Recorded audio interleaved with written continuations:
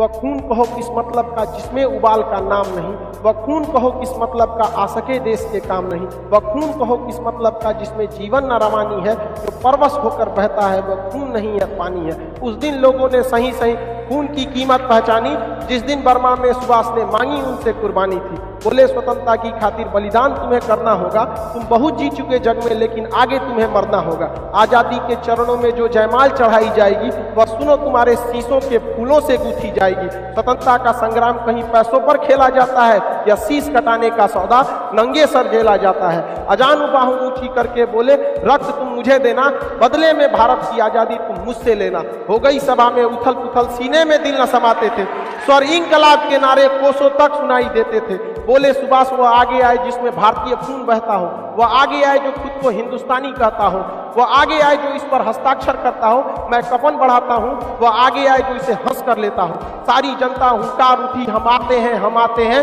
माता के चरणों में अपना रक्त बहाते हैं। साहस से बड़े युवक उस दिन बढ़ते ही जाते थे, चाकू छुरी कटारों से वे अपना रक्त बहाते थे, फिर उस रक्त की स्याही में वे अपनी कलम डुबाते थे और आजादी के परवाने पर हस्ताक्षर करते जाते थे। उस दिन तारों ने देखा हिंदुस्तानी विश्वास नया, जब लिखा भारत के महारणवीरों ने खून से इतिहास नया।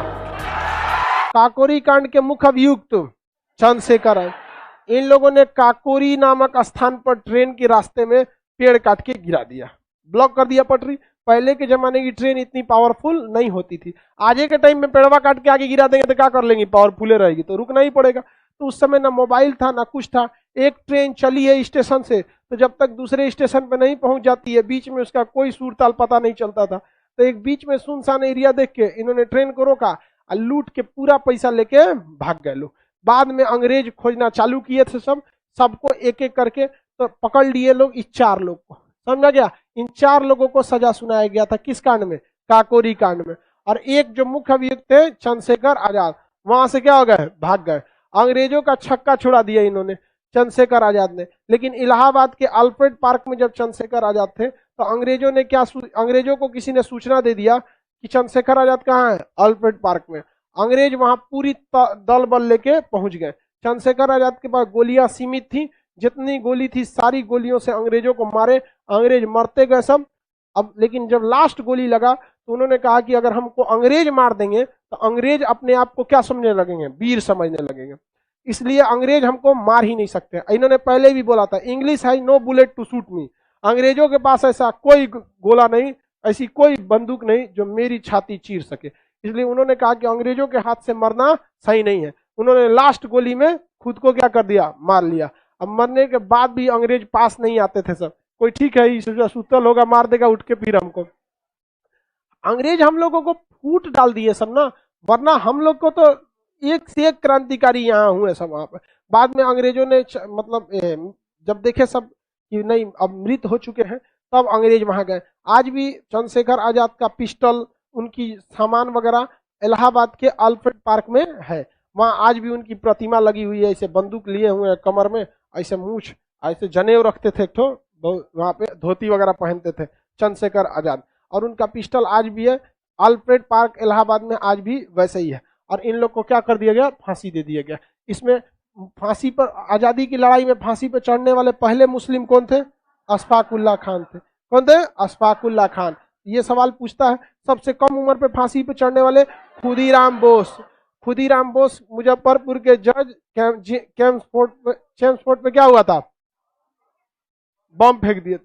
क्या कहते हैं, बम फेंके थे। आगे बढ़े तो ये हो गए सबसे पहले मुस्लिम जो कहाँ फांसी पर चढ़े। राम प्रसाद बिस्मिल, इनका क्या नारा था, सरफरोश की तमन्ना अब हमारे दिल में है,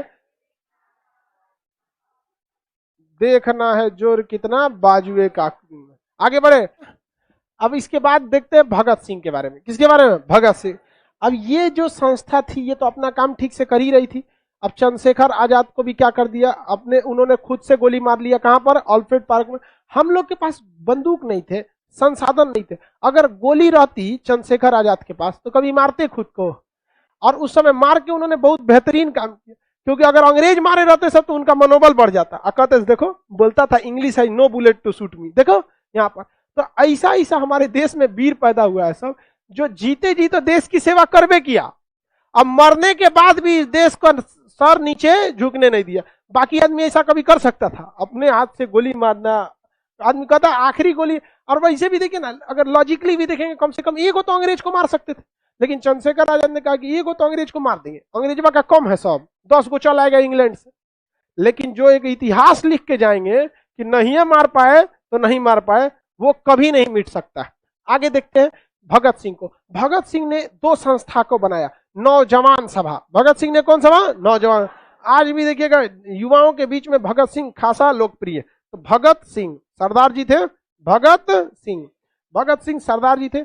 इन्होंने 2 संस्था बनाया, एक का नाम था नौजवान सभा। कौन सा? नौजवान सभा। नौजवान सभा में किसे लिया गया? युवाओं को रखा गया। युवाओं को किसमें रखा गया? नौजवान सभा में। इंकलाब